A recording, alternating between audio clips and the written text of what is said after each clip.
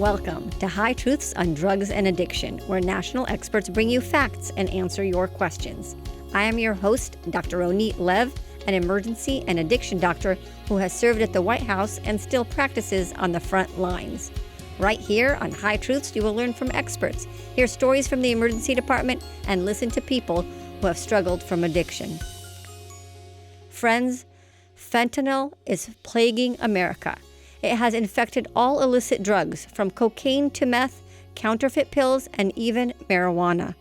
If you're around someone who may be using drugs, you should carry naloxone, the opioid reversal agent. Carrying naloxone for drugs is like carrying an EpiPen for allergies. If you need a prescription for naloxone, you should have one. No questions asked. That is why I am offering a free prescription to anyone who needs one. Come visit me on hightruths.com to learn more about the show, submit a question, or download a free prescription for naloxone. And if you like the show, do me a favor. Give us a 5-star review and subscribe. Your stars are very much appreciated and go a long way in supporting the program. Today's episode is sponsored by Families Against Fentanyl. FAF is an organization set on breaking the status quo of failed solutions and to get to the core of the supply chain of deadly fentanyl.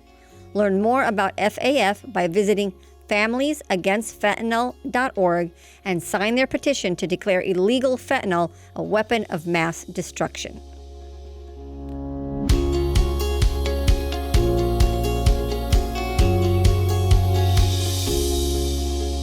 Hello again, High Truth listeners. Get ready for a chemically charged conversation. I'm your host, Dr. Ronit Lev. Chemically charged because we are going to be talking about whether fentanyl is a chemical weapon. Fentanyl is the number one killer of Americans age 18 to 45. It kills 187 Americans every single day. It is coming to our land from foreign countries, and I would say that we are under a chemical attack by fentanyl. As you can see, I am not in my usual High Truth studio, but on the road. I am in the Westin Hotel in Kansas City, Missouri. My background is real hotel furniture, and I'm here for a presentation to the Missouri Medical Society. Shout out to them for a wonderful invitation. I recently gave a presentation to a delegation of visitors from China. We had an interesting exchange. The Chinese told me that they do not have a fentanyl as a problem in their country. Their number one drug problem was methamphetamine, that they call ice, number 2 heroin, and number 3 ketamine. And they asked me why Americans choose to use fentanyl if they know people will die. They also thought that it was not in their culture to have fentanyl, but it was the American culture that was seeking out fentanyl. What the Chinese delegates did not understand, and perhaps many Americans don't understand, is that drug use is driven by supply, not just by culture. We have an endless supply of methamphetamine in California, and that's why so many people in California use meth. It's not the culture, it's the supply. I was recently at the United Nations in Vienna for the annual Commission on Narcotic Drugs, and it was fascinating to listen to different people and aspects about drugs. I was given an important history lesson. Remember the Opium Wars? I need a refresher history lesson. So the first Opium War was in 1839 to 1842 between China and the United Kingdom.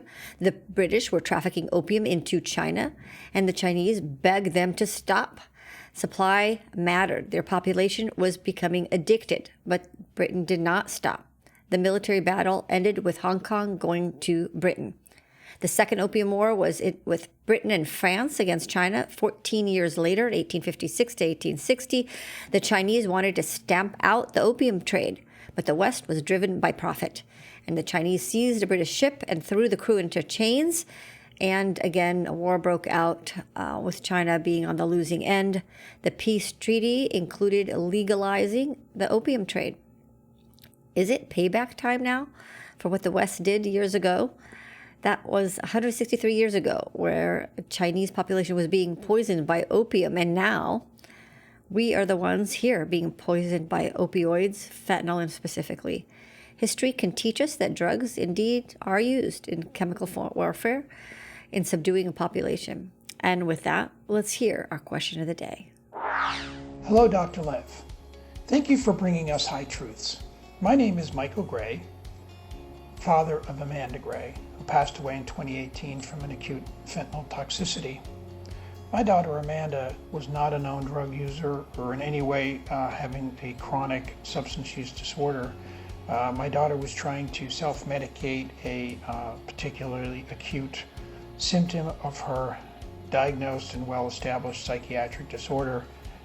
In trying to self-medicate, she went to the street to buy some drug for that purpose. It contained very high levels of fentanyl in a fake medication, and she was killed. So I began a fight against this idea of people who are dying from fentanyl by a deception or by a poisoning or by taking something that they believed to be other than fentanyl, which turned out to be fentanyl and killed them. This is what I fight for. This is what my organization, the Fentanyl Awareness Coalition, is all about.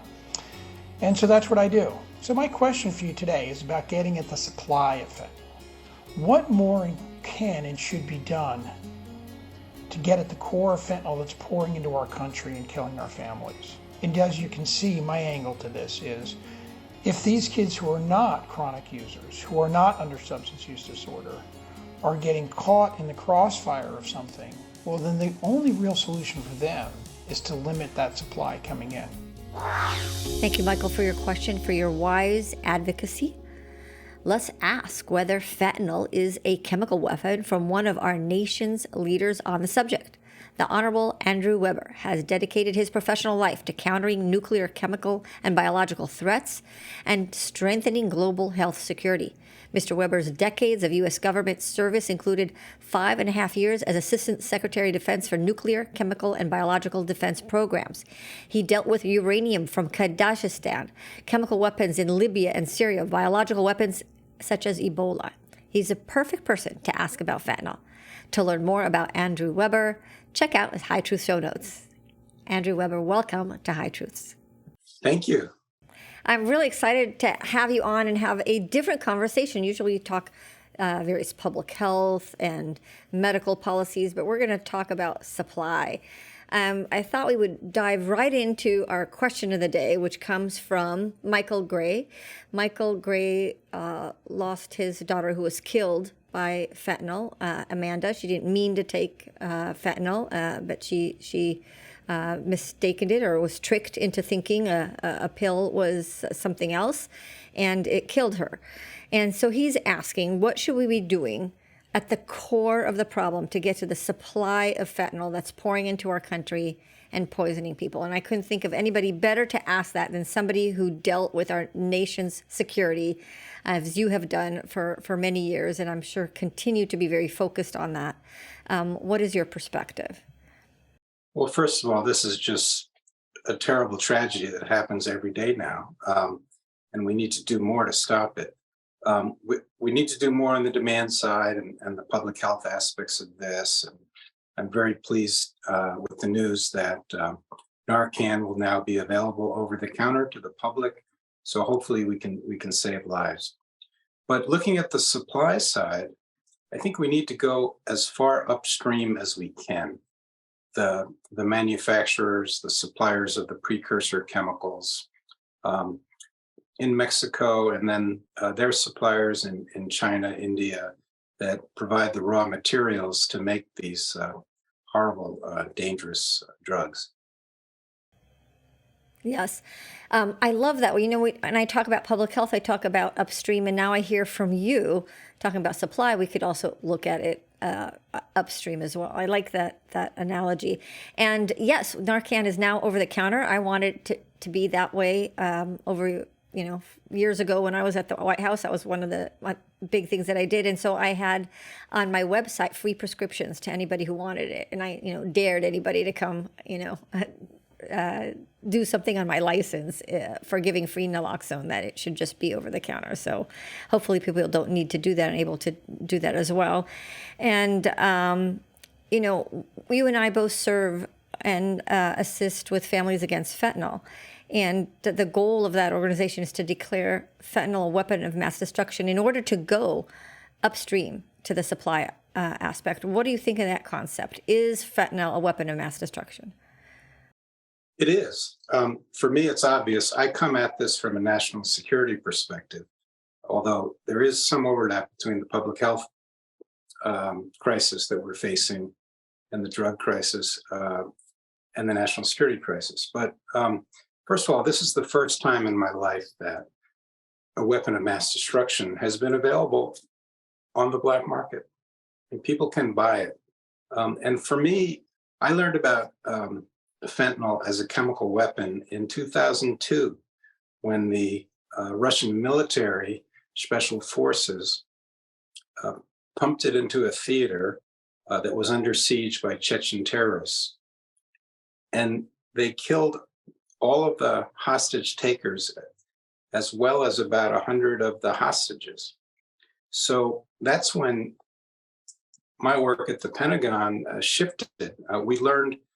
We got samples from clothing and biological samples from the victims of that military use of fentanyls as a chemical weapon by the Russian military. And once we had confirmed that indeed it was fentanyls that they had used to kill the hostage takers, as well as so many hostages, we started programs within the Department of Defense to be able to defend our troops against the military employment of fentanyl derivatives as a chemical weapon. And we're very concerned to this day about that. But what concerns me even more is that it could be used by individuals or terrorist groups to mount a mass casualty attack. And that's why I think formally designating this as a weapon of mass destruction would up our game, frankly, get the defense and national security agencies more involved in stemming the flow of this terrible substance into our country. Well, that means a lot coming from you, somebody who was in charge of our nation's security for so many years. And I'm wondering, we say, oh, well, we could have a theater event and we can have drones, throwing fentanyl on our population, all these bad things. I don't think we need to wait for that. I think we're having, over 180 people a day dying now. I think it's already happening. I think we're experiencing that. We don't need to wait for some type of attack. We're already under siege. We are, but we do need to prevent that mass casualty attack because it's a real possibility. But we have so many tools that we can bring to bear, and we need to make this a higher priority. I was heartened that Secretary of Homeland Security Mayorkas this week said it was the number one challenge facing the United States, and I agree with him. So we have tools in the intelligence community, in the Defense Department, that have been part of our strategy in countering weapons of mass destruction for decades that aren't being used to stem the flow of fentanyls into the United States. Wow. Are you able to elaborate on that? So let's say if today President Biden declared fentanyl a weapon of mass destruction, tomorrow, how would that change things in our approach in dealing with that upstream supply? It would change the priority that agencies like CIA and our intelligence community, the Defense Intelligence Agency, place on this. Frankly, counter-narcotics is never high on their agenda. But if it's countering a weapon of mass destruction, which I believe it is, then they would put more effort, more resources, and more capabilities into this. And an example I give, I mentioned going upstream. During the war in Afghanistan, we faced a terrible problem with improvised explosive devices.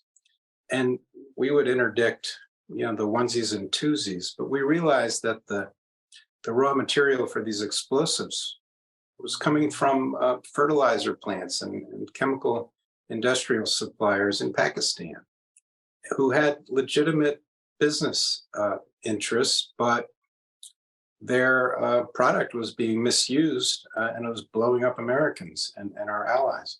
So we worked with the factories. So we can work with countries like Mexico, countries like India and China, where the precursor chemicals are produced, to counter the flow of these substances, and also to work against the cartels that are doing this for profit.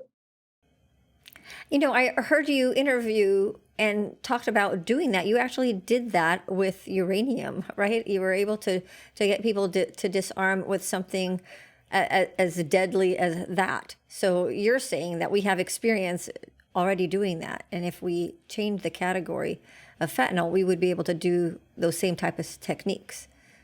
Yeah, absolutely. So we have counterproliferation tools and counterterrorism tools that we've applied effectively around the world for decades. And I think we need to bring the full force of those to bear against this problem, to go after the big suppliers, the producers, not the small fish who come across the border with Mexico every day. I heard you also say that the biological weapon, and I think it applies also to chemical weapon, is a poor man's atomic bomb. So do we have an atomic bomb now, going off in our country? Well, I think the potential, again, for a mass casualty terrorist attack by a right-wing extremist or a foreign terrorist organization using fentanyl as that weapon to kill hundreds, thousands of people at a sporting event, at a subway station, at an airport. I think that's a real possibility, and we can do a lot more than we have been doing to prevent that from happening. And a big part of that is going after the suppliers. Right. And I heard you say that when we talk about national defense, that we should be focusing not just on the kinetic war, but also on biological weapons, chemical weapons that include fentanyl. Yeah, so a lot of my work is about increasing our emphasis on biodefense. We've been experiencing millions of lives lost with this pandemic, but imagine if a country like China or Russia or North Korea engineered a pathogen that would be more deadly, but as transmissible as COVID. So I think we do need to increase our investment in biodefense and chemical defense. And that's something I worked on in the Pentagon for most of my career. Right. And so that's going after the actual supply. And what about the cartels, the drug cartels, organized crime that's bringing this fentanyl over? Are they a terrorist organization? Should we be labeling them as such? Similar as labeling fentanyl a weapon of mass destruction, calling out some of these organizations as terrorist organizations. Well, they certainly, in the case of the cartels based in Mexico, they terrorize the Mexican population. I don't think of them as terrorists with political goals like Al Qaeda or ISIS, but we do need to go after them. They're in it for profit. They don't have broad political goals, but they're in it to make money. But they are the source of the problem. And so, yes, if we can work side by side with law enforcement and militaries in countries like Mexico that are willing to cooperate against these cartels, we absolutely should, and bring them to justice and put them out of business. It's harder with a country like China that is not very cooperative. So we have other means we can use in those situations.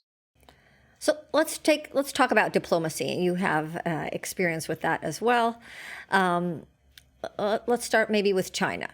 I recently hosted a delegation that came from China to talk about drugs. They wanted to learn from us. I wanted to hear from them.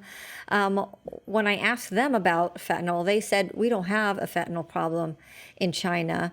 They denied sending precursors. They said, well, these are just things that can be made as everything. They didn't think that China is involved. They said that President Xi met with President Trump and they no longer send fentanyl from China anymore.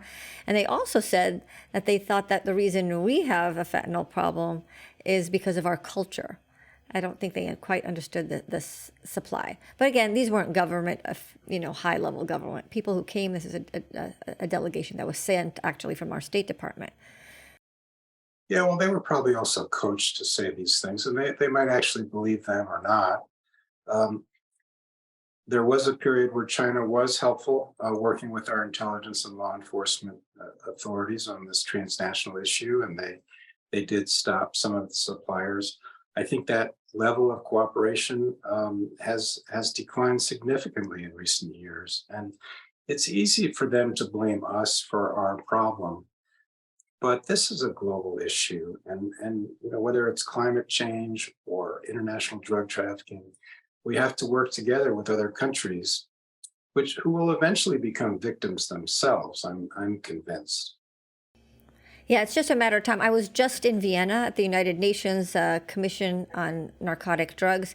And interestingly enough, fentanyl was not the key area of focus. It was more cannabis legalization, not legalization. And I don't think most of the world is not yet affected by fentanyl, right? It's United States, Canada, I heard Slovakia, but most countries haven't heard of fentanyl. Yeah, or they might not even know they have a problem. It is largely a problem in the United States. There's no question. Look at it's become the number one cause of deaths of people between 18 and 49 years old. So it's a huge problem here. But for the same reasons it's a problem here, it's going to affect other countries. Now, some other countries perhaps have a more nuanced approach to countering drug addiction that is more successful than our approach it has been in the United States. What do you mean? Well, I think, for example, some countries provide maintenance programs, whether it's methadone or other substitutes for these very addictive drugs that allow people to live normal lives.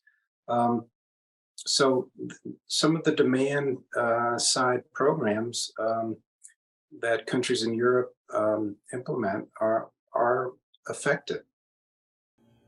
Right. And we're doing more of that in the United States as well. You mentioned that relationships with China have deteriorated. How do you fix that? You have many years of experience with diplomacy. There must be a reason they deteriorated, and what would it take to get it back? And how important is that? It's very important, and it's very hard. I feel where our relations are starting to spiral out of control. This balloon was just the latest example that was shot down over the Atlantic Ocean. China has become more aggressive.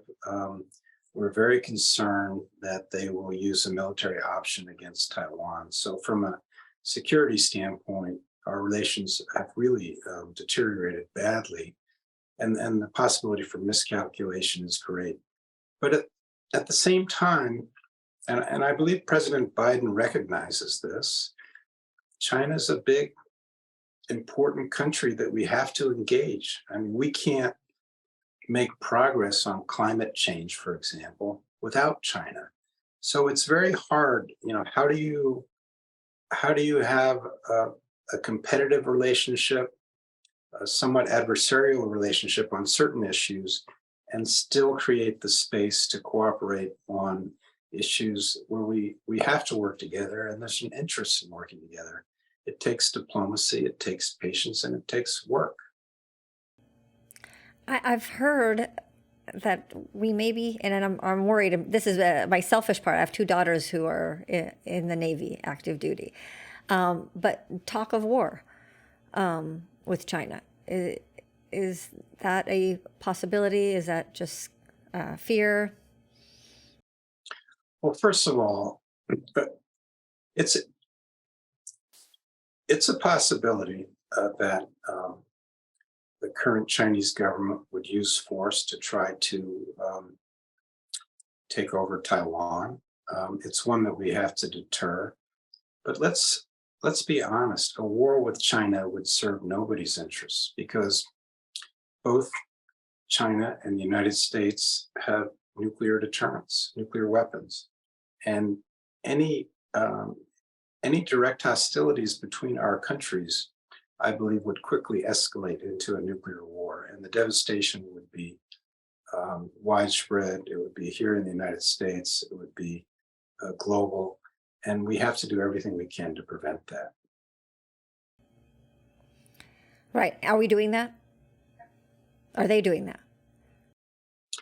Well, we're not, for example, talking about nuclear weapons together. We've tried for years to have a conversation about arms control, about nuclear weapons, crisis communication,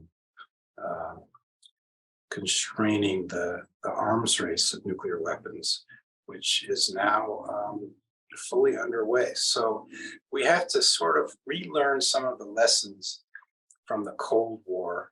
Even during the dark days of the Cold War, the Soviet Union and the United States worked together to reduce the numbers and types of nuclear weapons. Interesting. Then, the other diplomacy area country that, is affecting us with fentanyl is Mexico. And recently, President of Mexico said fentanyl is our problem and that they don't produce fentanyl. Kind of harsh language, and even saying, why don't they take care of their problem of social decay, if I'm quoting that correctly. That's pretty aggressive language, and our relationship, it seems like relationships are deteriorating there as well. Well, I think it takes attention. I think we can have good cooperation, better cooperation with Mexico. It takes leadership on both sides. Secretary of State Blinken was there recently, and this issue was high on his agenda. So I don't think it's black and white, but Mexico has a terrible problem with corruption, and the money involved gives these cartels undue influence inside Mexico. But the cartels are a Mexican problem. Is there cooperation between Mexico and China, especially regarding fentanyl? I don't believe so. Interesting. So I live in San Diego at the border. And when I learned from our HIDA, high intensity drug trafficking areas, and our border patrol, our borders are porous. There's areas that are unmanned. A lot of the personnel is dealing with the big immigration. And so there's no blockage. I noticed that, I don't know for sure, but it seems like Florida doesn't have as much of a problem, because I hear from my patients who are from Haiti, and I ask them, why did you cross in San Diego, which is so much farther than Florida, to come seek asylum here? And they said, well, they couldn't get into that border. Is the border an issue? Is that important in the upstream supply of drugs? Well, I think no matter how many seizures you have at the border, it's always going to be a small percentage of the overall quantities. Mexico is one of our largest trading partners, so the volume of goods that cross and people that cross legally every day, I mean, we can't just shut down trade with Mexico.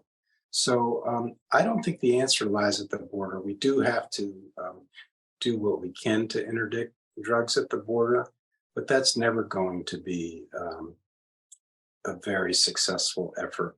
We can make progress at the margins, but with good intelligence, again, we need to go further upstream to the big suppliers, the big fish, the cartels, and not these mules who bring small amounts across the border every day. Great. I like that upstream approach and thought. So I was at the United Nations. It was actually my very first time in Vienna in the Commission on Narcotic Drugs. I got to learn a lot. How effective is the United Nations in dealing with these type of issues? Well, the United Nations can help build awareness. They have some capabilities, but it really depends on the member states getting together and helping to implement programs.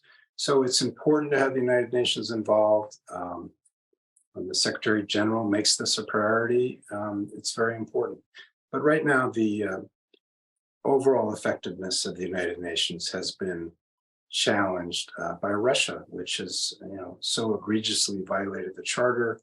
They're on the Security Council. They have a veto. So any big security issues involving Russia, it's a pretty hopeless venue to make progress. That said, I'm a big believer and supporter of the United Nations. I've been involved in different efforts and with some huge success. And I'll just give one example. It's a little off topic, but about 10 years ago, with the United Nations, the United States, we destroyed Syria's chemical weapons stockpile together. We had Russian and Chinese naval vessels together with UK and NATO naval vessels protecting Danish and Norwegian ships that were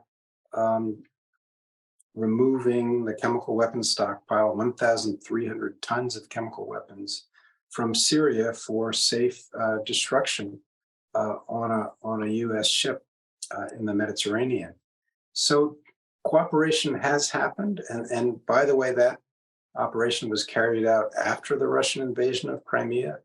So cooperation has happened, but the system is fraying, and the Russian invasion of Ukraine is really the biggest threat to the UN system in my lifetime. Wow. That's quite a statement. It also shows that we have lost some deterrence, right? And that allows China to have a better eye on Taiwan. Well, deterring China remains important, and strengthening partnership with our allies in the region, with Japan, with South Korea, the Philippines, Australia, to let China know that we would like to see the Taiwan issue resolved, but they are committed to an agreement that we reached decades ago on the peaceful resolution of that issue. Yeah. I mentioned that at the United Nations when I was there wasn't a lot of talk on fentanyl. There was a lot of talk about marijuana, legalized, not legalized. You mentioned Syria. Out of all the countries that I heard talk about drugs, Syria really impacted me the most because they're still in war. They're still an oppressed country. And they spoke adamantly that they didn't approve of marijuana legalization, that marijuana now, cannabis, is affecting their youth. I interpret from their potential soldiers, and it's in a country that's dealing with war, they can't afford that. It's keeping their youth down, and therefore it makes their defense down. So I thought that was really interesting. Yeah, it's interesting to me that so much of attention was focused on the issue of marijuana and not on fentanyls. I mean, the order of magnitude of devastation that fentanyls are causing is way beyond anything marijuana, legalized or not, could ever inflict on a population. Interesting. Maybe next year I need to bring Families Against Fentanyl to the Commission on Narcotic Drugs to talk about that. Well, I think it definitely needs to be on the international agenda at forums like that. Yeah, interesting. Yeah, it was not. So now you've empowered me to try to bring that for next year. The big discussion that I noticed around the table at the United Nations is legalized, no, not legalized. But more than that, there's a contingency from the United States who came in, and they were not just legalized or not legalized, they were normalizing, commercializing. Their motto was, you have your wine, I'll have my line. So you can have your, glass of wine. I should be able to take a line of cocaine, and really pushing that, which was amazing that there is a philosophy of promoting drugs. At the same time, there is an attempt to prevent drug use and protect youth. Have you noticed that? I see that all the time now in the United States. I see that. I think that is our philosophical divide on drug use. And what are your perspectives? Well, it's been interesting to see how quickly states are normalizing or legalizing recreational and medical use of marijuana. The federal government hasn't really caught up with that. So it's a social issue. I think the majority of the American public in polling supports decriminalizing marijuana, but that's a totally different beast than fentanyls or heroin or cocaine that are so much more deadly. But I think they also hijacked the word, what you said, decriminalize. So I would even decriminalize fentanyl use, right? But that's very different than legalizing a drug, retailing it, and promoting it on children. Right. I mean, we don't want to throw all the users in jail. That won't accomplish anything. In fact, we tried that, starting with President Nixon, and it was unsuccessful. That's why I'm a big believer in going after like I said, the big fish, the suppliers who are profiting from this. I think if it became our policy to treat the large scale importation of fentanyl, if we treated that as a weapon of mass destruction and used the legal authorities that come with that, it might force the cartels to rethink the value of engaging in this activity. That's right. You need to make it more painful. You can't make drug dealing as lucrative with no consequences as it is right now. There has to be that deterrence. How do you differentiate between pharmaceutical grade fentanyl that I use in the hospital versus the illicit kind when you declare fentanyl a weapon of mass destruction? Yeah, I think that's fairly straightforward, and we'll use the nuclear analogy. There are nuclear power plants that have uranium fuel, and that's in authorized use. And then there's unauthorized. If somebody is trafficking in plutonium or weapons grade uranium on the black market, we treat that as a weapon of mass destruction. So we've done that with other substances. It shouldn't be that hard to delineate in this case. Wow, such a simple answer. There we go. Beautiful.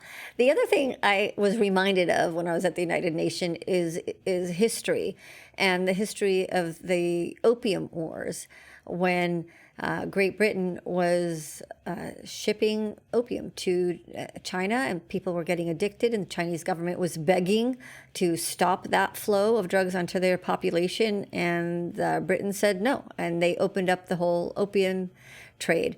I'm wondering, learning from history, if this is now payback time. Like, we, the West, pushed opium on the Chinese population, got them addicted, and now is this historical payback for that?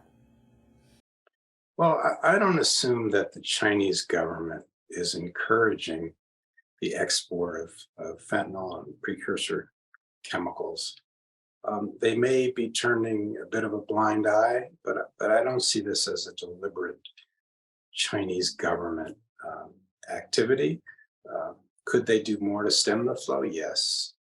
Should we continue to press them to do that? Yes. But I don't think this is a situation where the government is actively supporting or encouraging the export of these substances to Mexico and the United States directly.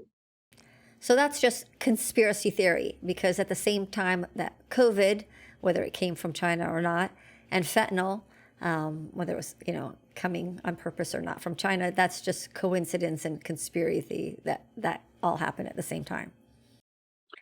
Well, the COVID origin story is obviously very important, but nobody, the intelligence community, the different agencies all agree that China did not deliberately release it.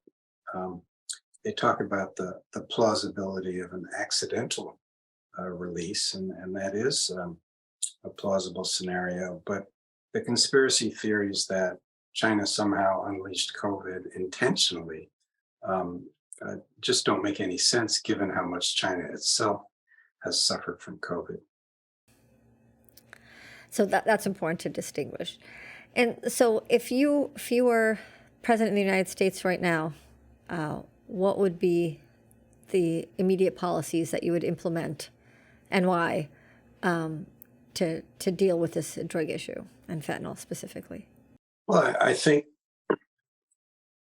a presidential declaration, classifying fentanyls as a weapon of mass destruction would have important symbolic value, but it would have actual value in getting the Defense Department, CIA, and other incredible capabilities that the US government has globally to bring more to bear on stemming the flow of these substances into the United States. So I'd like to see that.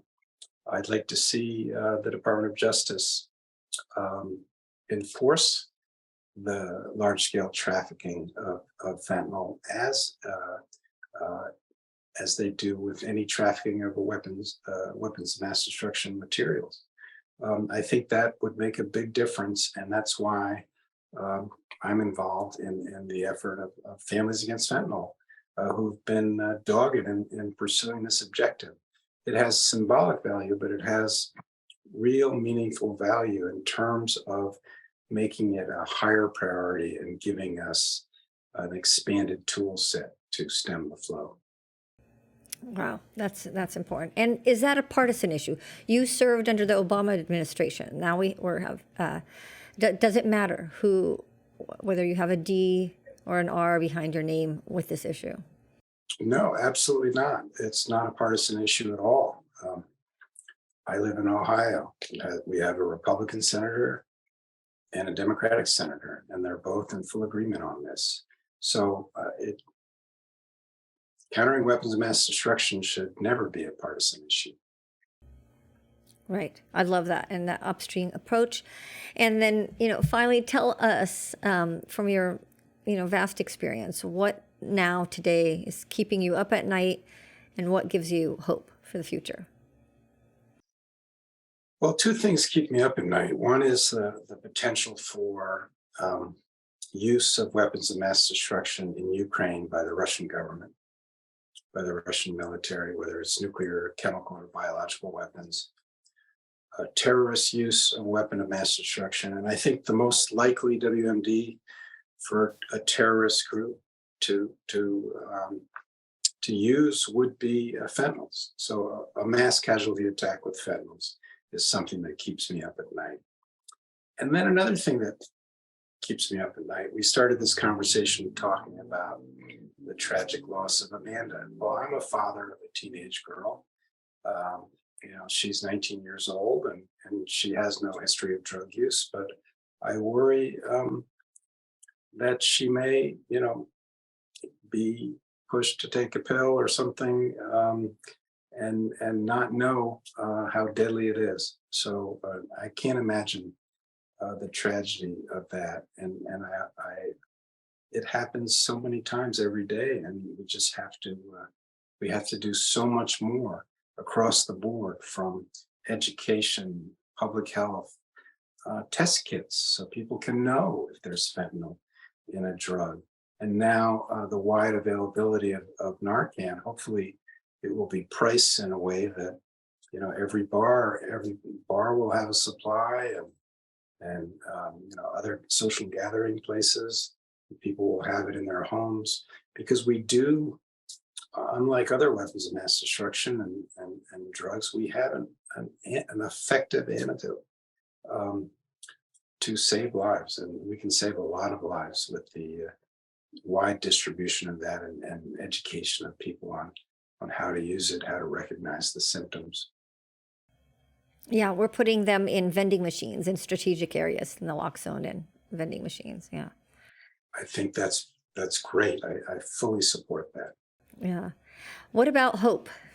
Well, hope, for me, maybe it's too easy to say this, but it's generational. I am just so impressed with the younger generation and their leadership on a lot of these issues, ranging from climate to reducing the risk of nuclear war. They are so capable, so well educated, well informed, politically involved. So they make me hopeful for the future. So yeah, either way, whether we're what keeps us up at night and what gives us hope is the same thing, right? Which is the next generation, our children, Yes, which is why we're doing all this, right? absolutely. I couldn't agree more. Yeah. So I want to say thank you to Michael Gray. I absolutely love your philosophy and managing the supply, and hence our conversation today. And I know Amanda's memory is a blessing for the work that you're doing. And thank you, Andy, for a chemically charged discussion and education. The world can be a scary place, and we'll pray for peace for our children and our future. Great. Thank you very much for what you're doing in this area, Ronit. Thank you for listening to High Truths on Drugs and Addiction, where national experts bring you facts and answer your questions. This week's episode would not be possible without the generous support from our sponsor. A sincere and warm thank you to FAF, Families Against Fentanyl. Visit familiesagainstfentanyl.org and sign the petition to declare illegal fentanyl a weapon of mass destruction. Make drug dealers think twice and 3 times before peddling killer drugs. Our producer is Dave Rivas from Davey Boy Productions. I am your host, Dr. Ronit Lev. We hope we brought your day a little bit more high truths.